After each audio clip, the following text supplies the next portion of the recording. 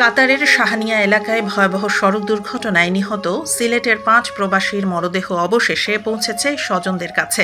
মঙ্গলবার সকালে wage earners কল্যাণ বোর্ডের অর্থায়নে বিমান বাংলাদেশ এয়ারলাইন্সের BG226 ফ্লাইটে কফিনবন্দি মরদেহগুলো সিলেট MAG ওসমানী আন্তর্জাতিক বিমানবন্দরে এসে পৌঁছায়।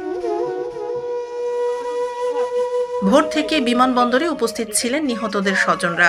কফিনবন্দি মরদেহ দেখে কান্নায় ভেঙে পড়েন পরিবার পরিজন ও স্বজনরা।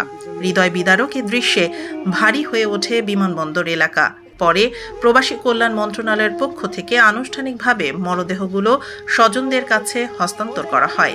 একই সঙ্গে নিহতদের পরিবারের হাতে আর্থিক সহায়তার চেকও তুলে দেয়া হয়।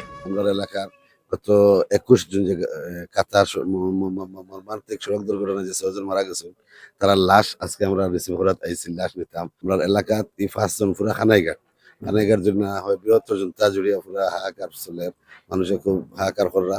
আপনারা সবাই দোয়া করবা তারার লাগি।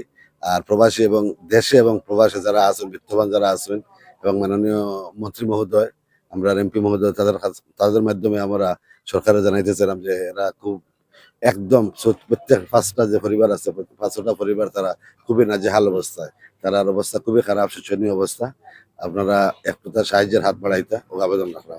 এরপর লাশবাহী অ্যাম্বুলেন্সে মরদেহগুলো নিয়ে যাওয়া হয় কানাইঘাট উপজেলার গাছবাড়ি এলাকায়। প্রয়োজনীয় ধর্মীয় ও প্রশাসনিক আনুষ্ঠানিকতা শেষে পারিবারিক কবরস্থানে তাদের দাফন করা হবে। উল্লেখ্য, গত 21 জুন কাতারের শাহানিয়া এলাকায় সংঘটিত এক মর্মান্তিক সড়ক দুর্ঘটনায় 6 জন নিহত হন। নিহতদের মধ্যে 5 জনই ছিলেন সিলেটের কানাইঘাট উপজেলার বাসিন্দা।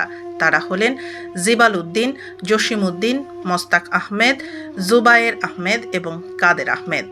এখান থেকে আমরা মূলত লাশ পরিবহন, বিদেশ থেকে লাশ আনানোর জন্য সরকারিভাবে যে প্রসেসগুলো এগুলো করে থাকি। আর লাশ আসার পরে পরিবারকে লাশ পরিবহন ও দাফন বাবদ 25,000 টাকার চেক আমরা এখান থেকে প্রদান করি এবং পরবর্তী সময়ে প্রত্যেক পরিবারকে 3 লক্ষ টাকার আর্থিক অনুদান প্রদান করা হয় ওয়েজ আর্নার্স কল্যাণ বোর্ডের তরফ থেকে। প্রবাসী জীবিকার সন্ধানে যাওয়া এই 5 প্রবাসীর এমন মর্মান্তিক মৃত্যুতে শোকের ছায়া নেমে এসেছে পুরো কানাইঘাট জুড়ে।